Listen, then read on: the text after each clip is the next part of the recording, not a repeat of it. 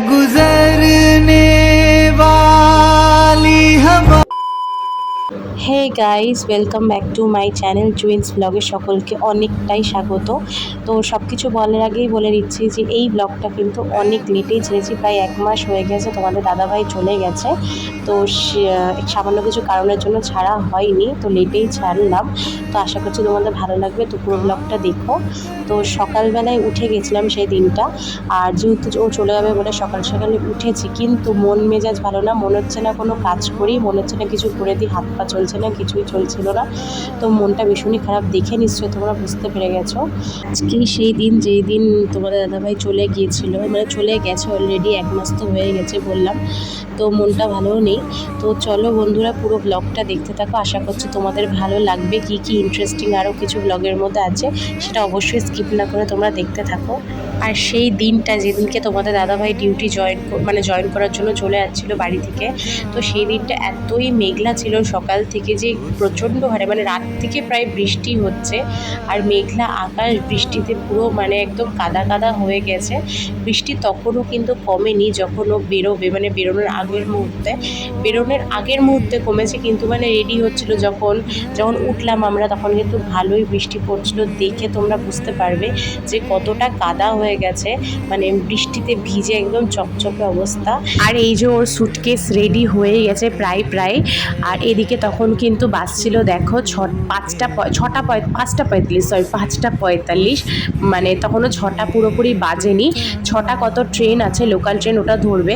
আর তখনও দেখো কি ঝমঝম করে বৃষ্টি পড়েই যাচ্ছিল, কিছু তো বৃষ্টি কমছিল না। আর আমি বৃষ্টি এদিকে দেখছিলাম যে বৃষ্টিতে ঠাকুর কমে যায়, এদিকে টেনশানও লাগছে যে মানে ওর কি হয় বলো তো, আমার আর ওর টেনশান হয় যতক্ষণ না ট্রেনটাও পাচ্ছে, মানে ও ডিউটি যাওয়ার যেতে যে ট্রেনটা, মানে যেখানে যাবে সেখানে যাওয়ার যে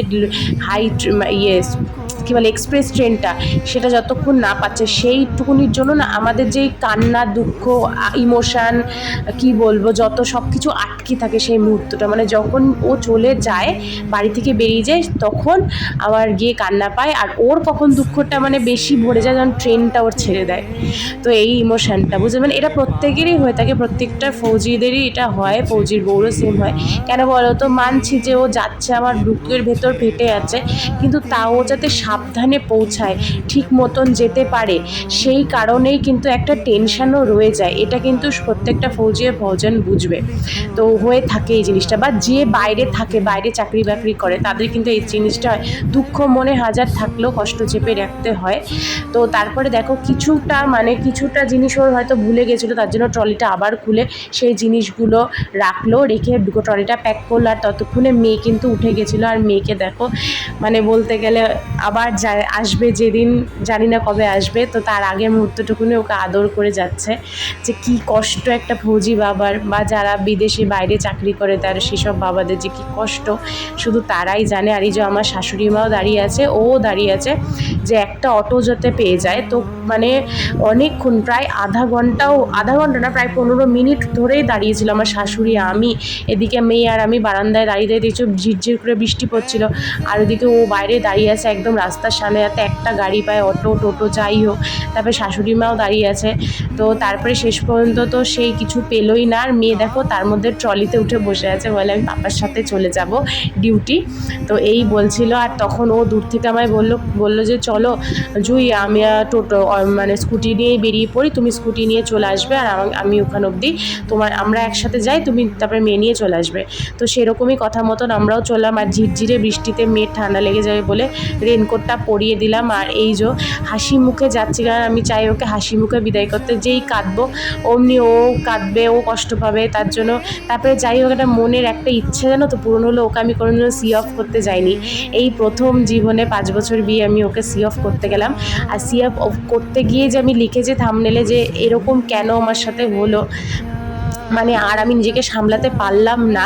তো দেখতেই পাবে, চলো, যে সি অফ করাটা কেন অপছন্দ করে, সে অপছন্দ করা কাজটাই আমি কেন করলাম, সেটাই মানে কেন অপছন্দ করে জিনিসটা, সেটা আমি বুঝতাম না। তো এখন আমি বুঝলাম যে কেন অপছন্দ করে ওকে রাখতে যাওয়াটা, এটাই হচ্ছে মেন কারণ। যে এই যে তারপরে দেখো তোমরা যে আমরা চলে এসেছি স্টেশনে। তো এদিকে আমি আর মাম্মাম স্টেশনের প্ল্যাটফর্মে দাঁড়িয়ে আছে, আর ও টিকিটটা কাটতে গেছে একদম ডাইরেক্ট তোমার শিয়ালদা অবধি টিকিট কাটবে, তারপরে ওখান থেকে চলে যাবে এক্সপ্রেস ট্রেনের জন্য। তো ওর টিকিট তো আগের থেকে কাটা আছে, কিন্তু মানে বলছি তোমাদের দেখো পরপর কত দুর্যোগ আমাদের আসে। তো যাই হোক, প্রত্যেকবার যাওয়া নিয়ে না একটা সমস্যা বড়বাবুর এসেই যায়, তোমাদের দাদা ভাই, সেটাও তোমাদের সাথে শেয়ার করছি, পুরো ভিডিওটা স্কিপ না করলে বুঝতে পারবে না। তো দেখো যে প্রথম কথাটা হচ্ছে যে ওকে রাখতে আসলে যে একটা বা মানে কেন অপছন্দ করে, এটাই হচ্ছে রাখতে মানে ওকে ওজন যাবে এই ট্রেনটা ছেড়ে যখন চলে যাবে, মানে তারপরে যে এতটা কষ্ট লাগছিল, বাড়ি থেকে চলে যায় যে কষ্ট হলো তার থেকে বেশি ট্রেনে করে যে চলে গেলে, যে মেয়েকে আদর করে মানে মনে হচ্ছিলো যেন মানে হচ্ছে যেন আত্মাটা আমার বেরিয়ে চলে গেল ওর সাথে। আর ওর ওর মনে হচ্ছে যেন ওর দেহটাই যাচ্ছে আর পুরো সোলটা আত্মাটা আমার কাছে এসে থেকে গেছে। মানে এই কষ্টটার জন্যই ও মনে হয় বলে যে জুই তুমি আমাকে ছাড়তে যেও না, মানে হয় অনেক সুযোগ, আর ও বারবার আমায় বলে যে ছাড়তে, এই জন্যই নিয়ে যেতে চাই না। আর এই যে মানে এই যে কষ্টটা, ও তো ট্রেনের মধ্যে কাঁদছে আমি জানি, মানে বলতে কি আমার এখন কান্না পাচ্ছে, আর এইদিকে মেয়েও কেঁদে ফেলেছে আর আমিও কেঁদে ফেলে, মানে মুখ দেখে বুঝতে পারছো যে এতটা কষ্ট লাগছে। মানে এই কষ্টটা বলে বোঝানো যাবে না, সত্যি বরকে ছেড়ে এই যে ট্রেন চলে গেল, হা করে দেখতে থাকলাম। এই যে এই কষ্টটা যে কি, মানে তারাই বুঝতে পারবে যাদের বর এরকম দূরে চলে যায় ট্রেনে করে, বা দূর দেশে বা দূরে কোথাও থাকে, দিনের পর দিন আসে না, মাসের পর মাস আসে না, অপেক্ষা করতে হয়। এই কষ্টটা আজ আমি মানে হাড়ে হাড়ে টের পাচ্ছি। তো এখন বুঝলাম যে কেন ও অপছন্দ করতো যে যেও না, আমাকে ছাড়তে যেও না। তবে বাড়িতে এসে প্রচণ্ড কাঁদছিলাম, মেয়েও কাঁদছে আমিও কাঁদছি। মেয়ে আমার বলছে, মানে আমাকেই উল্টো বোঝাচ্ছে, মা কেন কাঁদছো, কেঁদো না, পাপা তো আবার আসবে। আবার নিজেই আবার বলছে পাপা কেন গেল, আমাকে নিয়ে গেল না। তো এই হাজার প্রশ্নের উত্তর দিতে দিতে তারপরে কোনো রকমে সব কিছু চুপচাপ করলাম, ভাবলাম না বেশি কান্না করাও ভালো না, সে যাচ্ছে একটা দূরে, ভয়ও লাগে, যাতে সাবধানে যায়। তার মধ্যে এক গাদা বৃষ্টি আরম্ভ হয়ে গেলো আবার, আর বাইরের কাজের বউ তো আসেনি বাসন মাজতে, তার সেই বাসনগুলো পড়েছিল, যেহেতু অনেক সকালে আমি উঠে পড়েছি, তো বাসন দেখে তো আমি ভাবছি না এগুলো রেখে লাভ নেই, গন্ধ বেরিয়ে যাবে। তো আমি তাড়াতাড়ি করে আবার মেজে ধুয়ে এক গাদা বাসন রাখলাম।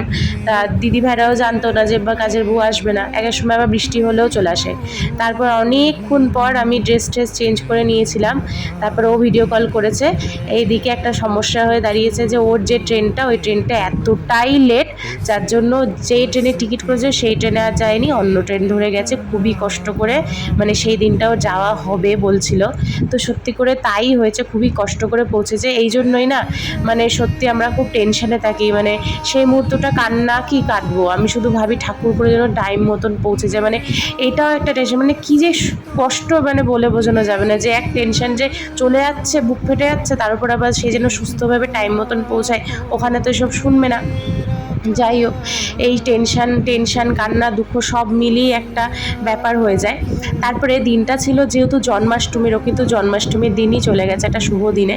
যাই হোক, কিছু করার নেই, ডিউটি জয়েন করতে হবে, ফোর্সম্যান বলে কথা, ডিউটি তো জয়েন করতে হবে। তো এদিকে হঠাৎ করে মাম্মাম কাঁদছিল, তারপরে আমি তখন ওকে বোঝানোর চক্করে বললাম, ও আজকে তো জন্মাষ্টমী, চলো আমি তোমাকে তাহলে রাধা সাজাই, হ্যাঁ শোনা। তো ও বললো হ্যাঁ, তখন কান্নাটা বন্ধ করলো। তারপর ওকে আমি দেখো এই প্রথম কিন্তু আইলাইনার, কাজল, আইশ্যাডো, মুখে ফেস পাউডার দিয়ে কিন্তু ওকে আমি সাজালাম। আগের বছরও সাজিয়েছিলাম সেম এই লেহেঙ্গাটা পরিয়ে, কিন্তু আর কোনো লেহেঙ্গা ছিল না বলে এই বছরও সেই লেহেঙ্গাটাই পরালাম। আর এরকম করে কিন্তু ওকে আমি কোনোদিনও আগেও সাজাইনি, এত লিপস্টিক টিপস্টিক, কেন ছোটো মানুষ তো স্কিনে যদি কোনো এফেক্ট করে।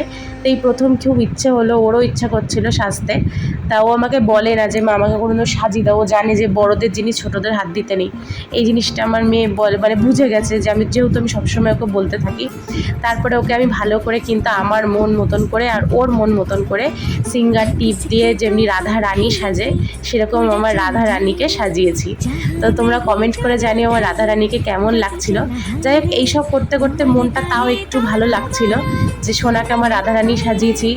আর ওর পাপা মানে ট্রেনটা পেয়ে গেছিলো টাইম মতন, এটাতে একটু নিশ্চিন্ত হলাম। দুঃখ তো থেকেই থাকবে না, কিন্তু কাঁদলে তো হবে না, না ফৌজির বউ যখন হয়েছে স্ট্রং হতেই হবে, কিছু করার নেই।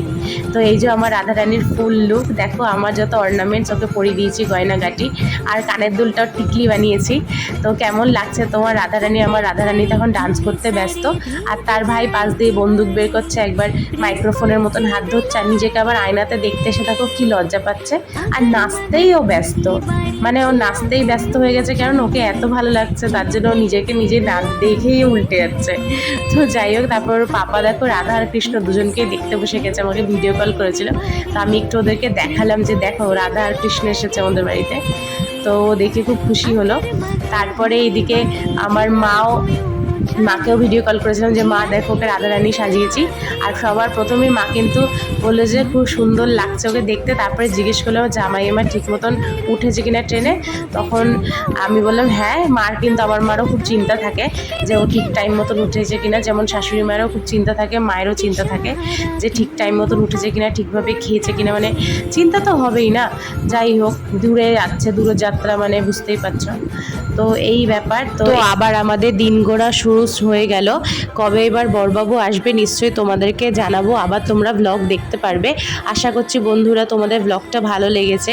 ভালো লাগলে অবশ্যই কিন্তু একটা কমেন্ট করবে, আর তোমরা কিন্তু আমার চ্যানেলটাকে সাবস্ক্রাইব করবে, আর ভিডিওটা ভালো লাগলে একটা লাইক করবে।